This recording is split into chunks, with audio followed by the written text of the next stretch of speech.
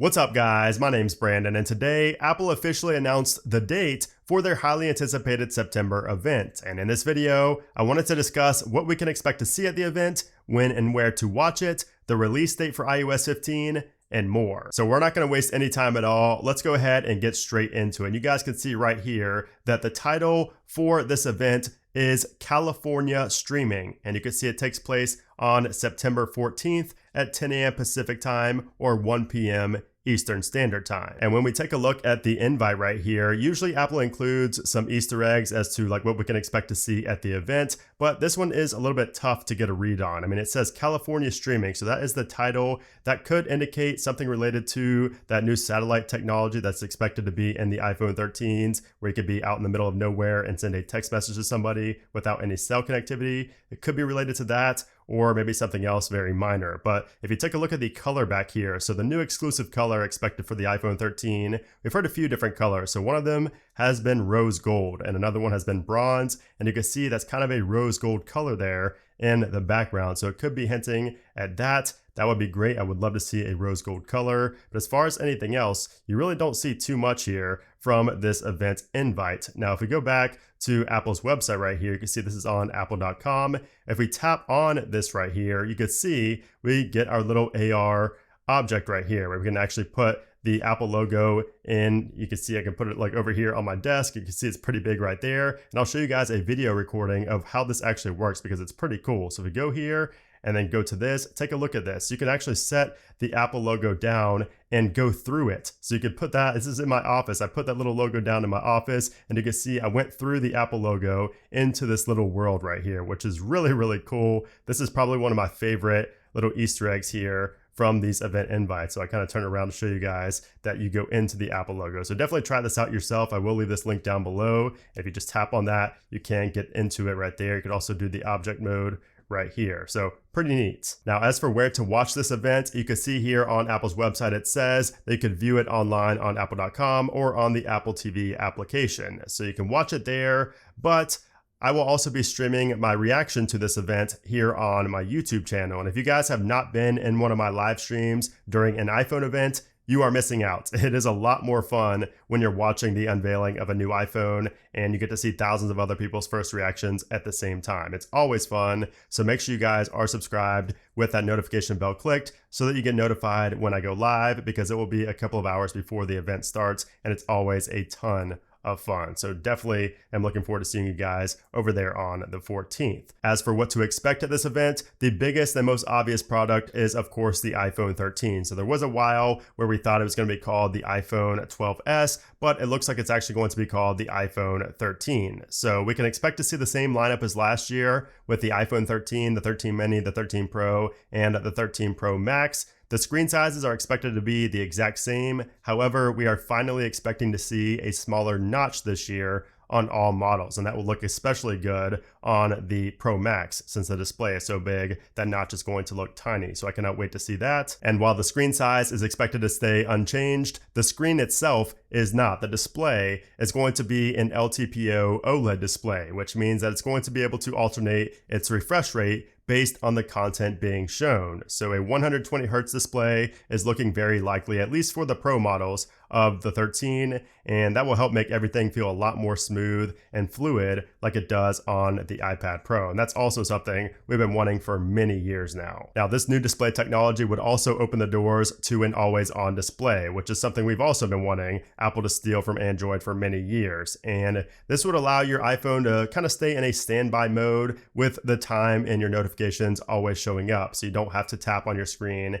and waste battery life throughout the day just to see the time or just to see one of your notifications. Now, as for the performance, the iPhone 13 is expected to have an A15 chip inside, which would yield better performance and less energy consumption than the iPhone 12. So just a typical, year of improvements in that chipset. A15 would be next in line, so we could see like A15 or A15 Bionic, something along those lines. And speaking of that battery life, the rumors are saying that these new iPhones will all be getting bigger physical batteries this year, not just an increase in battery life because of that chipset inside. So that's going to be huge for every phone, but especially for the iPhone 13 mini, because that of course is the biggest complaint with the mini, is that the battery life is just not that great. So I'm excited to see that. And the 13 Pro Max is shipping up to be an absolute beast. And I will be doing a battery test comparison here on the channel, like I always do. So make sure you guys are subscribed so you don't miss that big battery test video. Now, as for the camera, the iPhone 13 series will be getting a few new features. And one of those is going to be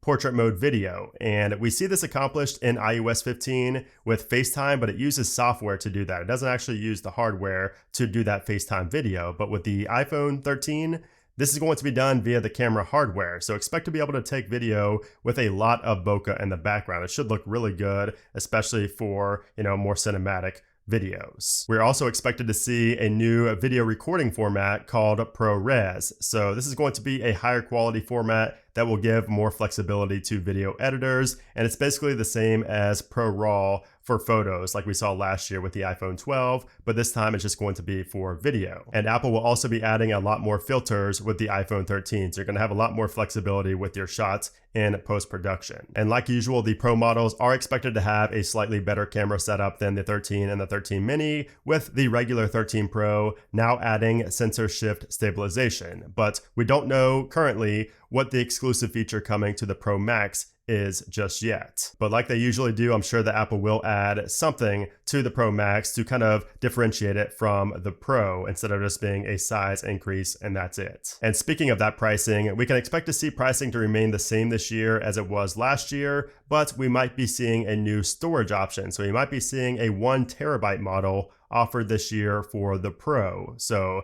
that would be insane, but it would be good for those who just don't use iCloud storage. And as for the release dates, I would expect them to go up for pre-order that Friday, so next Friday the 17th, with a release date of September 24th. So always on Fridays, that is usually when Apple does release this. So again, we should see the 17th for pre-orders and then the 24th for the official release date of the new iPhones. And as for other products we should see, an Apple Watch Series 7 is also expected to be announced alongside the new iPhone, and it's going to feature an all-new flat edge design instead of the rounded off design that we've had previously, and it will come in 41 and 45 millimeter sizes, so a tiny bit bigger, but your old watch bands will still work with them like Apple always does. We can also expect the Series 7 to have some exclusive watch faces, but not too much else. I mean, the new health sensors like the blood pressure monitoring we heard about a lot last year and early this year are now expected to come next year and not in 2021. And actually some of them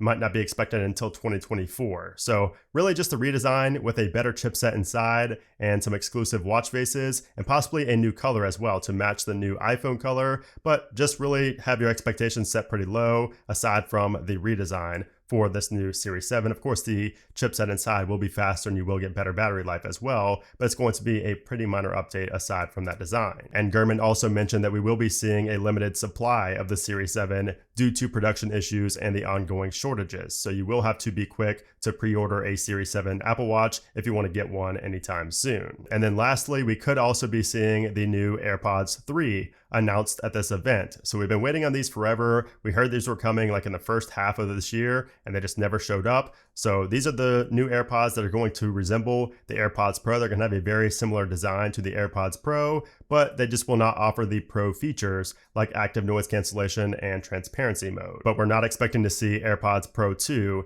anytime this year. Those are probably going to come next year. So again, make sure you guys tune in to the live stream next week, and we will discuss all of the last minute leaks and rumors before the Apple event takes place at 1 p.m. Eastern Standard Time. Because of course, things always leak at the last minute, and I would love to discuss that with you guys in that live stream. All right, so now let's go ahead and discuss iOS 15 and when we can expect to see that released. So since the Apple event is on the 14th, exactly 1 week from today, that is when I would expect to see the RC build or the release candidate build released. So it will probably be released a little bit after the event concludes. So after it ends, we should see that RC build get pushed out shortly after. And then after we get that RC on the 14th, I would expect to see the final public release the very next day on Wednesday, September 15th. Which is the date I've been predicting for about a month now. So we could expect to see the final public release on the 15th, and that's what Apple has done for the past couple of years, so I don't see any reason why they would change it up this year. But of course, there is always the possibility of something going wrong, or Apple finding a critical bug,